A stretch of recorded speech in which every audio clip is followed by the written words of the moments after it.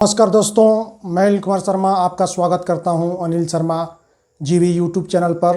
अगर आप मेरे इस चैनल पर नए हों तो आपसे आग्रह है कि आप मेरे इस चैनल अनिल शर्मा जीवी को सब्सक्राइब कर लें ताकि मेरे द्वारा जो भी वीडियो बनाई जाए उसका नोटिफिकेशन आपके पास सबसे पहले पहुंचे और आप मेरे वीडियो को देख सकें। तो दोस्तों, आज मैं पुनः उपस्थित हूँ आपके समक्ष कुछ महत्वपूर्ण जानकारियों के साथ। आशा करता हूँ कि आपको ये जानकारी अच्छी लगेगी। अगर आपको ये जानकारी अच्छी लगती है तो निश्चित रूप से आप अधिक से अधिक लाइक करें, कमेंट करें और शेयर करें। तो आइए, सबसे महत्वपूर्ण जानकारी ये है कि बिहार के जितने भी नियोजित शिक्षक हैं उनको मुख्यमंत्री का यह बात जो है याद दिलाना चाहिए। मुख्यमंत्री को उनके द्वारा जो है इस बात पर चर्चा की जानी चाहिए, क्योंकि मुख्यमंत्री ने 15 अगस्त के समय जो है बिहार के नियोजित शिक्षकों से ये वादा किया था कि आप बीपीएससी की परीक्षा हो जाने दीजिए, निश्चित रूप से हम आपको बिहार के राज्यकर्मी से जोड़ देंगे। इसके लिए मुख्यमंत्री द्वारा पहल भी किया गया, लेकिन विशिष्ट शिक्षक नियमावली 2023 जो नियोजित शिक्षकों के लिए लाया गया, वह नियमावली किसी भी रूप में नियोजित शिक्षकों को स्वीकार्य नहीं है और इसी पर गतिरोध जो है बना हुआ है। सबसे बड़ा गतिरोध ये है कि उस नियमावली के तहत इस बात का जिक्र किया गया था कि नियोजित शिक्षकों को जो है राज्यकर्मी का दर्जा लेना है या प्राप्त करना है तो निश्चित रूप से उन्हें जो है स्वक्षमता परीक्षा देनी पड़ेगी। अगर वे स्वक्षमता परीक्षा में सफल होते हैं तभी जो है वह राज्यकर्मी बन सकते हैं या राज्यकर्मी को मिलने वाली सुविधाएं जो है उन्हें प्राप्त हो सकती है। तो यह नियोजित शिक्षकों के साथ बहुत बड़ा जो है एक तरह का षड्यंत्र है, धोखा है, क्योंकि इसके पहले जो है सिर्फ ये कहा गया था कि आपको जो है हम राज्यकर्मी से जोड़ देंगे। इस नियमावली के तहत नई नई शर्तें जो है नियोजित शिक्षकों के सामने रखा गया है, उन पर थोपा गया है, जिसको लेकर के बिहार के नियोजित शिक्षक काफ़ी आक्रोशित है। अब बिहार के नियोजित शिक्षक संगठनों ने जो है बिहार के नियोजित शिक्षकों को राज्यकर्मी का दर्जा दिलाने के लिए अब पुराने रणनीति को छोड़कर और इस प्रकार गेंद जो है बिहार सरकार के हाथों में है। अब देखना है कि फाइनल मैच के समय जो है जीत किसकी होती है।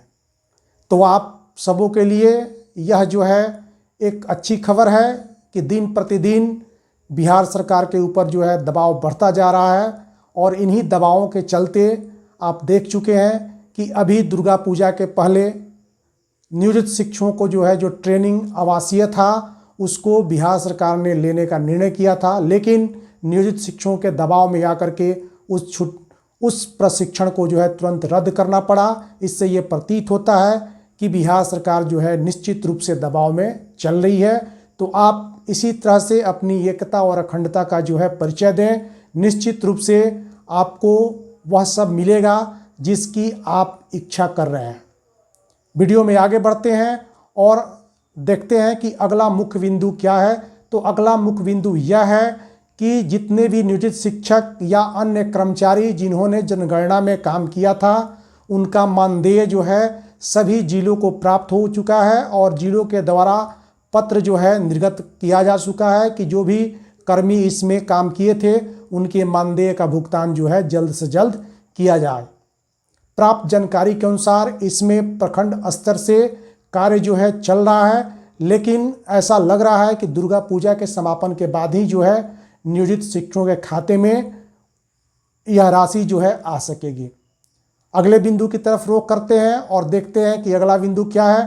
तो केंद्र सरकार जो है एनपीएस से मिलने वाले जो पेंशन है उसके राशि में जो है बढ़ोतरी करना चाह रही है। इसके लिए केंद्र सरकार द्वारा एक समिति भी गठित कर दी गई है। आप सभी जानते हैं कि 2004 में जब हमारे देश के प्रधानमंत्री अटल बिहारी वाजपेयी थे उसी समय उन्होंने जो है ओल्ड पेंशन योजना को जो है ख़त्म कर दिया था।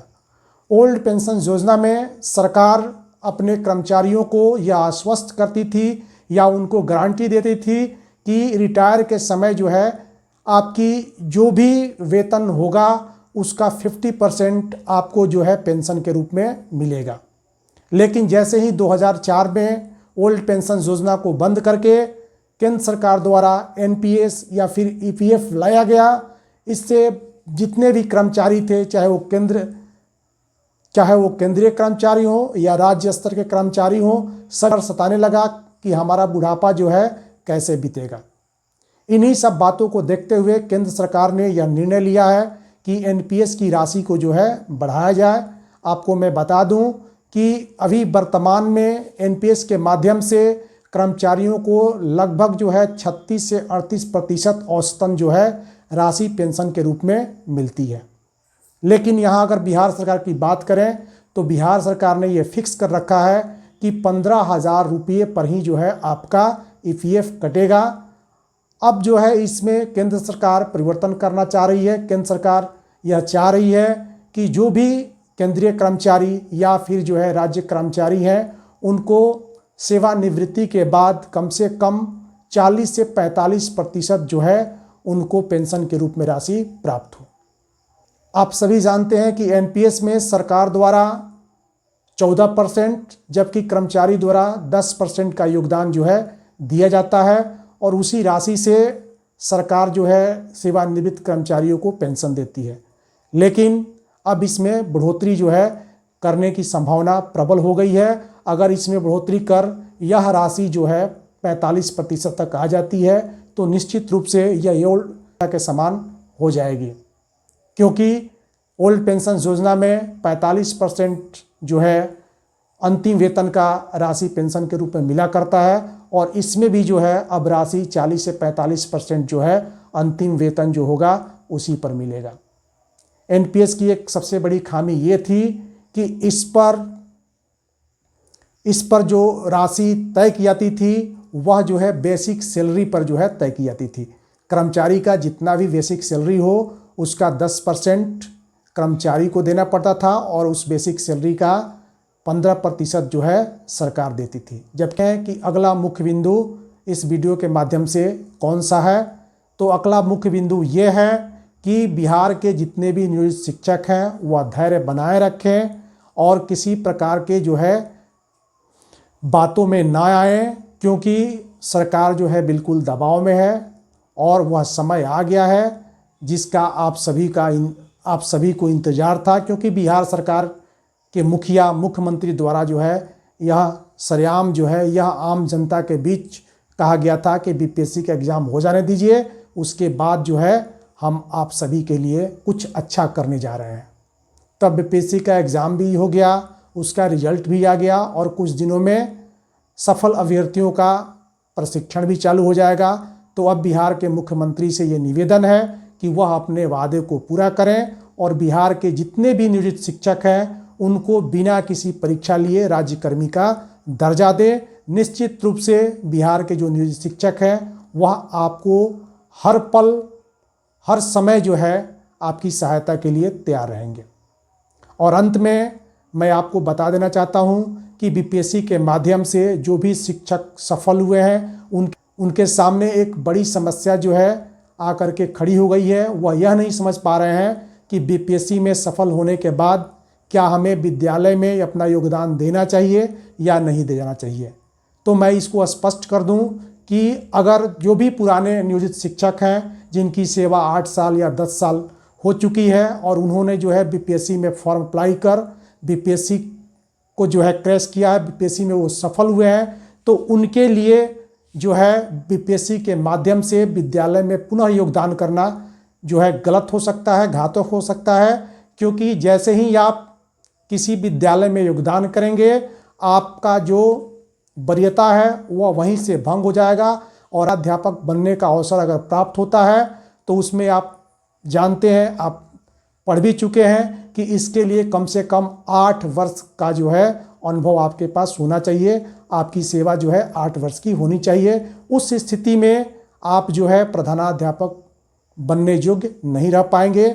और सबसे बड़ी जो है बाधा ये है कि अभी जो भी नियोजित शिक्षक है अपने गांव के बिल्कुल आसपास जो है अपना योगदान किए हुए हैं और कम खर्च में जो है अपने परिवार के साथ अपना जीवन व्यतीत कर रहे हैं। लेकिन जैसे ही आप फ्रेशर के रूप में किसी विद्यालय में योगदान कीजिएगा तो आप अपने मन से यह बात निकाल दीजिए कि आपको जो है आपके गांव के आसपास ही जो है विद्यालय आवंटित किया जाएगा।